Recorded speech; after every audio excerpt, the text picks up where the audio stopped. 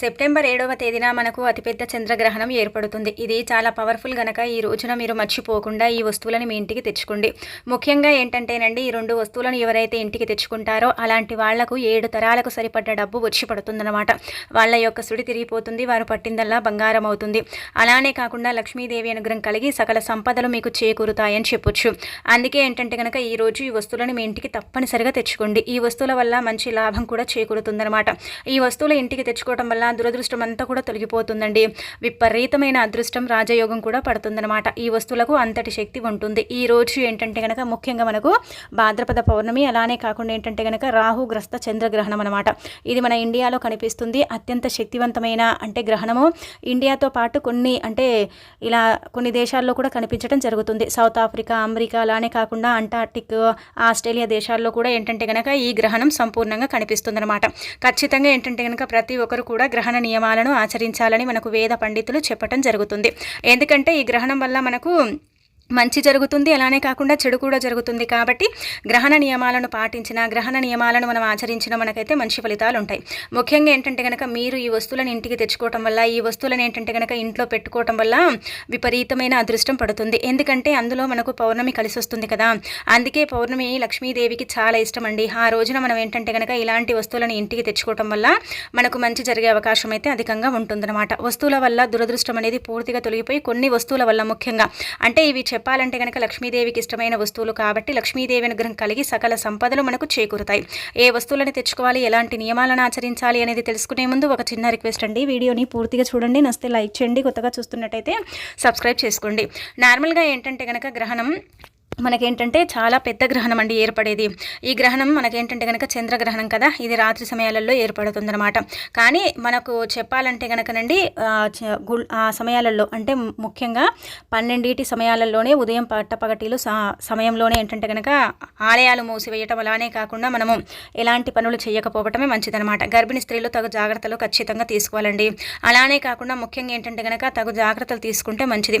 తినే ఆహార పదార్థాలపై ఏంటంటే కనుక గరికను వేసి ఉంచుకోవటం, అలానే కాకుండా ఏంటంటే కనుక ఏ వస్తువులను తెచ్చుకొని వండుకోకపోవటం, ఆ సమయాలలో ఆహారం తీసుకోకపోవటం, అలానే కాకుండా గ్రహణం సమయంలో వృద్ధులు, చిన్నపిల్లలు, గర్భిణీ స్త్రీలు బయటికి వెళ్ళకపోవటం, ఇలాంటివి ఏంటంటే కనుక ఆచరించుకుంటే మంచిదన్నమాట.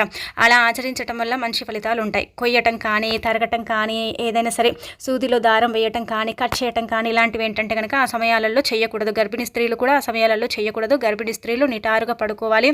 అలానే కాకుండా ఏంటంటే కనుక బయటికి వెళ్ళటం ఇలాంటివి చేయకూడదు.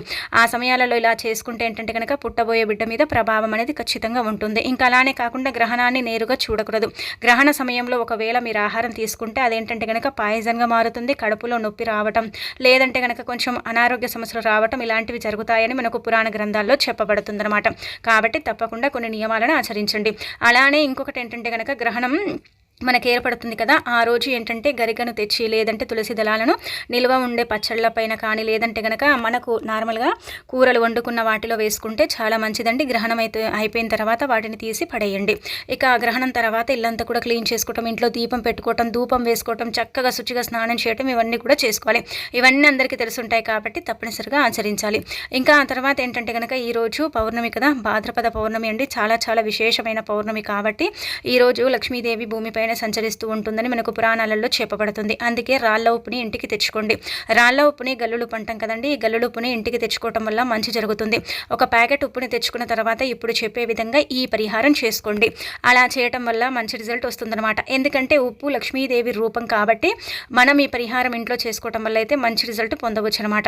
ముఖ్యంగా మీరు ఒక గుప్పెడంత ఉప్పుని ఒక ప్లేట్లో తీసుకొని 1 స్పూన్ కుంకుమ, 1 స్పూన్ పసుపు, ఆవాలు 1 స్పూన్ అన్ని, ఆ తర్వాత అందులో రూపాయి బిళ్ళను పెట్టండి. ఇది అంతా ఏంటంటే కనుకనండి ఇంట్లో ఉండే కష్టాలు, బాధలు, ఇబ్బందులు ఇవన్నీ కూడా తొలగిపోయి ఇల్లు మీకు అనుకూలించడంతో పాటు ఇంటి వాతావరణం బాగుండాలి. కొంతమందికి పౌర్ణమి అంటే పడదు, కొంతమందికి గ్రహణాలు అంటే ఏంటంటే కనుక భయం ఉంటుంది. అన్ని అందరికీ బయటికి చెప్పుకోరు, కాకపోతే లోలోన భయపడుతూ ఉంటారు, బాధపడిపోతూ ఉంటారు, ఇబ్బంది పడతారు కదా.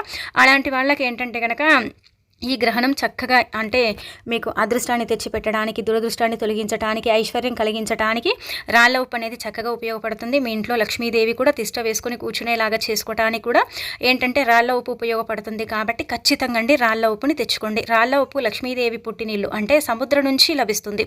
మరి సముద్రం లక్ష్మీదేవి పుట్టినిల్లు కదా, పరమ పవిత్రమైన ఉప్పు అండి. ఉప్పుని ఇంటికి తెచ్చుకుంటే మంచిదండి. ఉప్పు ఐశ్వర్యాన్ని ఇస్తుందండి. ఉప్పు తరగని సంపదను మనకు అంటే తెచ్చి పెడుతుంది. ఉప్పు వల్ల మనకు మేలు జరుగుతుంది. ఈ యొక్క ఉప్పు ఏంటంటే కనుక మనకు అదృష్టాన్ని తెచ్చిపెట్టి సర్వ దరిద్రాలను తీసేస్తుందండి. అందుకే ఉప్పుని ఖచ్చితంగా ఇంటికైతే తెచ్చుకొని ఈ విధంగా పరిహారం చేసుకోండి. ఇంట్లో పెట్టి రాత్రంతా కూడా గ్రహణ సమయాలలో పెట్టుకోండి. ఆ తర్వాత గ్రహణం అయిపోయిన తర్వాత తీసేసి పడేయండి. రూపాయి బిళ్ళను దానం చేసుకోండి, సరిపోతుందన్నమాట. మంచి రిజల్ట్ చూస్తారు, మంచి ఫలితాలు కూడా ఉంటాయి. ఆ తర్వాత రెండో వస్తువు అనమాట. రెండో వస్తువు వచ్చేసి మనందరికీ తెలిసిందే పసుపు. మనం ఎన్నిసార్లు చెప్పుకున్నా కానీ పసుపు మాత్రం పౌర్ణమికి ఇంటికి ఖచ్చితంగా పసుపు తెచ్చుకోవాలండి. పసుపు మంగళకరమైనది, శుభకరమైనది, శుభాలను సూచిస్తుంది, అశుభాలను దూరం చేస్తుంది, అద్భుతమైన ఫలితాలను తెచ్చి పెడుతుంది. కాబట్టి ఖచ్చితంగా పసుపునైతే ఇంటికి తెచ్చుకోవాలని మనకు వేద పండితులు కూడా చెబుతున్నారు. పౌర్ణమికి తగ్గట్టుగా మీరు పసుపు తెచ్చేసుకోండి, సరిపోతుంది. గ్రహణం రోజు పసుపు తెచ్చుకుంటారండి అంటే కనుక మనం గ్రహణంని బట్టి తెచ్చుకోవట్లేదు.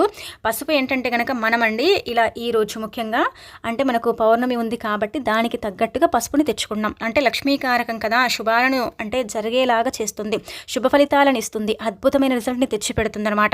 అందుకే పసుపునైతే తప్పనిసరిగా అండి ఇంటికి తెచ్చుకోండి, ఇంట్లో తెచ్చుకొని పెట్టుకోండి. ఆ పసుపుతో మీరు ఏంటంటే కనుక గ్రహణం అయిపోయిన తర్వాత అదే పసుపుని కలిపి నీళ్ళల్లో ఏంటంటే కనుక ఇల్లంతా కూడా క్లీన్ చేయొచ్చు. ఇంట్లో పసుపు నీళ్ళు చల్లుకోవచ్చు. ఆ పసుపుని నీళ్ళలో వేసుకొని స్నానం చేయొచ్చు. ఆ పసుపుని ఏంటంటే కనుక పూజ కోసం కూడా ఉపయోగించుకోవచ్చు. ఆ పసుపుని మనం ఏంటంటే కనుక వంటల్లో కూడా వాడుకోవచ్చు అండి. ఇలా పసుపుని తెచ్చుకొని ఈ విధంగా మనం పరిహారం చేసేసుకుంటే సరిపోతుంది. పసుపు అన్నిటికంటే కూడా అండి చాలా చాలా పరమ పవిత్రమైనది, మంగళకరమైనదండి. మంగళకరమైనది, శుభాలను సూచిస్తుంది, అశుభాలను దూరం చేస్తుంది, అద్భుతమైన ఫలితాలను తెచ్చిపెడుతుంది. కాబట్టి పసుపు ఇంటికి తెచ్చుకుంటే మహా అదృష్టం అనేది మనకు కలుగుతుందన్నమాట. సంపద ఆటోమేటిక్గా పెరిగిపోతుంది, లక్ష్మీదేవి అనుగ్రహం కూడా కలుగుతుందన్నమాట. అందుకే పసుపు ఇంటికి తెచ్చుకోండి. ఇక ఆ తర్వాత మూడో వస్తువు అండి రోజ్ వాటర్. రోజ్ వాటర్ ఏంటంటే కనుక చాలా శక్తివంతమైనది. రోజ్ వాటర్ ఇంట్లో చల్లితే పాజిటివ్ ఎనర్జీ అనేది ఏర్పడుతుంది, నెగిటివిటీ అంతా కూడా దూరం అయిపోతుంది. కాబట్టి రోజ్ వాటర్ ఇంటికి తెచ్చుకుంటే చాలా అదృష్టం అండి. రోజ్ వాటర్ ప్లేస్లో ఏంటంటే కనుక కావాలంటే అత్తరు కూడా తెచ్చుకోవచ్చు. అత్తరైనా రోజ్ వాటర్ అయినా ఏదైనా సరేనండి, ఖచ్చితంగా ఏంటంటే కనుక ఇంటికైతే ఈరోజు తెచ్చుకోండి. ఈరోజు ఇలా సుగంధ ద్రవ్యాల్లో ఇవి ఒకటిగా భావిస్తారు కాబట్టి వీటిని చక్కగా తెచ్చుకోవటం వల్ల అయితే మంచి ఫలితాలు ఉంటాయి. వాటితో పాటు లక్ష్మీదేవి కూడా ఇంట్లోకి ప్రవేశిస్తుంది, ఐశ్వర్యంతో పాటు ధన వర్షాన్ని కూడా కురిపిస్తుంది, అద్భుతమైన రిజల్ట్ని తెచ్చిపెడుతుంది. కాబట్టి ఈ విధంగా కూడా మీరు తెచ్చేసుకుంటే సరిపోతుందన్నమాట. ఇలా తెచ్చేసుకోండి. ఇంకా తర్వాత ఏంటంటే కనుక నాలుగో వస్తువు అండి, అంటే మనం చెప్పాలంటే కనుక బెల్లం అండి. ఈరోజు బెల్లం ఖచ్చితంగా తెచ్చుకోవాలి. ఎందుకంటే కనుక మనకు చెప్పాలంటే ఈ గ్రహణం వల్ల కొంచెం ఇబ్బందికరంగా ఉంటుంది. అందరికీ బాగా కలిసి రావాలి, చక్కగా ఉండాలనుకునేవారు బెల్లం ఒకవేళ మీ ఇంట్లో ఉంటే ఏం తెచ్చుకోకండి, లేదనుకుంటే తెచ్చుకోండి. తెచ్చుకొని మీరేంటంటే కనుక బియ్య పిండిలో కానీ లేదంటే గోధుమ పిండిలో కానీ లేదంటే కనుక ఇలా శనగలు ఉంటాయి కదా, వాటిని నానబెట్టి లేదంటే ఉడకబెట్టి అందులో కలిపి ఆవుకు తినిపించండి. ఇలా చేయటం వల్ల ఏంటంటే కనుక మీ దరిద్రం అంతా కూడా పోతుంది, మీకు మంచి జరుగుతుంది, అద్భుతమైన రిజల్ట్ వస్తుంది, గ్రహణం మీకు అనుకూలిస్తుంది. గ్రహణం వల్ల ఉండే ఎఫెక్ట్ కావచ్చు, ఇబ్బంది కావచ్చు, ఇవన్నీ కూడా పోవటానికి ఏంటంటే కనుక ఈ పరిహారం మీకు ఉపయోగపడుతుందండి. ఖచ్చితంగా చేసుకోండి. కొంతమంది ఏంటంటే కనుక కొంతమంది రాసుల పరంగా మనం చూసుకున్నట్టయితే అస్సలు కూడా బాగాలేదని చెబుతున్నారు కదా, అలాంటి వాళ్ళు మాత్రం ఈ పరిహారం చేయండి, బాగుంటుందన్నమాట. అనంతరం రుద్రాక్షలండి. ఖచ్చితంగా ఈరోజు ఏంటంటే కనుక రుద్రాక్ష అండి చేతికి ధరించడం కానీ, మెళ్ళో ధరించడం కానీ, లేదంటే కనుక తెచ్చుకున్న తర్వాత అంటే గ్రహణం రోజు కానీ గ్రహణం తర్వాత రుద్రాక్షలు తెచ్చుకుంటే చాలా మంచిది. వాటిని ధరించడం వల్ల ఇంకా మంచి ఫలితాలు అయితే ఉంటాయి. నెగిటివిటీ అంతా కూడా దూరం అయిపోతుంది. మన పైన ఏంటంటే కనుక చెడు అనేది ఉంటుంది, గాలి అనేది సోకుతుంది. గ్రహణం వల్ల ఏంటంటే కనుక మనం బయటికి వెళ్ళి అక్కడిక్కడ కొంచెం తిరగటం, పనుల వల్ల అంటే కొంచెం బిజీగా ఉండటం ఇలా జరుగుతూ ఉంటుంది. కొంతమందికి అనుకూలత లేకపోవటం వల్ల కూడా ఆ గ్రహణం వల్ల చెడు అనేది జరుగుతుంది కదా, అలా జరగకుండా ఉండటానికి ఏంటంటే కనుకనండి ఈ రుద్రాక్షలు ఏంటంటే కనుక పనిచేస్తాయి. కాబట్టి ఖచ్చితంగా అండి రుద్రాక్షలను అయితే తెచ్చుకోండి. ఇక అలానే కాకుండా రుద్రాక్ష మాల కావచ్చు, రుద్రాక్షలు ధరించడం కావచ్చు చేస్తే మంచి ఫలితాలు అయితే ఉంటాయన్నమాట. ఇలా ఇందులో ఏంటంటే కనుక మీకు నచ్చిన వస్తువు, మీకు ఇష్టమైన వస్తువు తెచ్చుకోండి. అన్నీ తెచ్చుకోమని చెప్పట్లేదు, కానీ మీకు ఏదైతే అవసరం ఉంటుందో, ఏదైతే మీరు తెచ్చుకోవాలనుకుంటున్నారో అలాంటి వస్తువుని ఇంటికి తెచ్చుకుంటే చాలా మంచిదండి.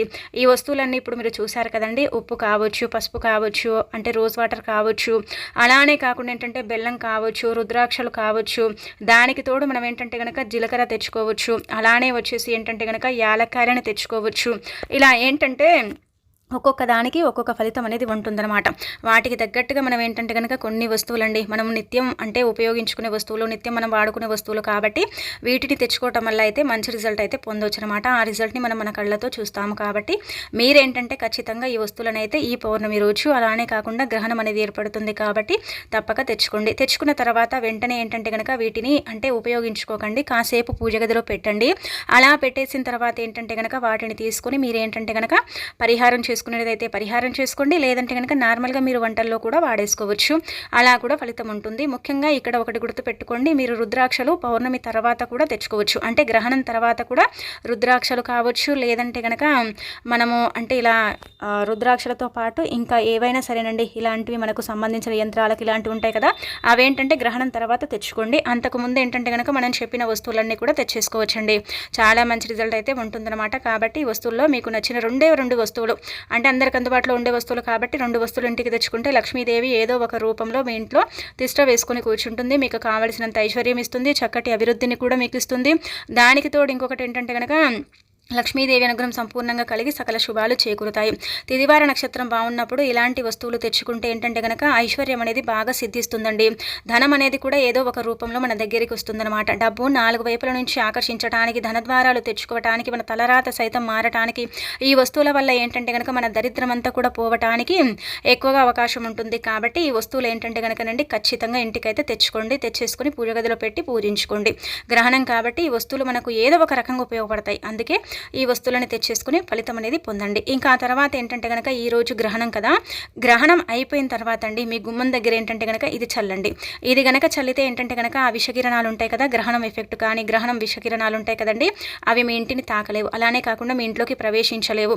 అలాగే వచ్చేసి ఏంటంటే కనుక మీరు రోజ్ వాటర్ చల్లుకోవచ్చు, పసుపు నీళ్ళు చల్లుకోవచ్చు. అనంతరం వచ్చేసి ఏంటంటే గ్రహణం అయిపోయిన తర్వాత అది చల్లండి. గ్రహణం రోజు రాత్రి సమయాలలో 7 దాటిన తర్వాత ఏంటంటే కనుక ఇది పెట్టుకోండి.